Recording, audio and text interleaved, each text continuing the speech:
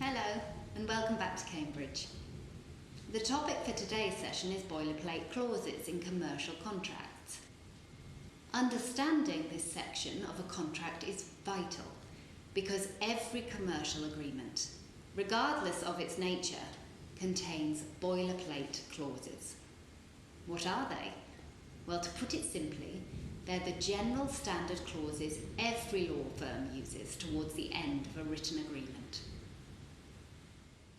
Boilerplate clauses are important because they deal with issues such as the interpretation of the contract and the validity of the contract. And if two parties fall into a serious dispute, how the contract can be enforced.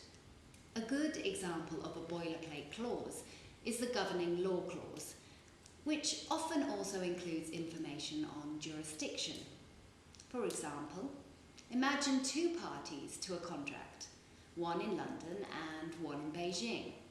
Unfortunately, the parties get into a dispute and it ends up in court. Which country's law will the court use to come to a decision on the matter? The answer lies in the governing law clause of the agreement that the parties signed. And in which country's court will the case be heard? Well, this depends on the jurisdiction named either in the same clause or perhaps in a separate one. Another good example of a boilerplate clause is the one that deals with counterparts. This states that if the parties to an agreement are located far away from each other, then each party can sign a separate copy of the contract. Each copy is known as a counterpart, and in the counterparts clause, the parties agree that the two copies together will be regarded as one and the same agreement. However, there's a particular boilerplate clause that gives us an obvious starting place for our discussion. It's one that perhaps isn't necessary in your own country's legal system, but is needed in both the UK and the USA.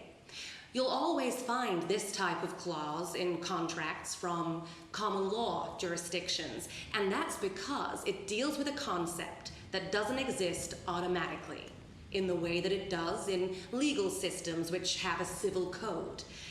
I'm referring, of course, to force majeure.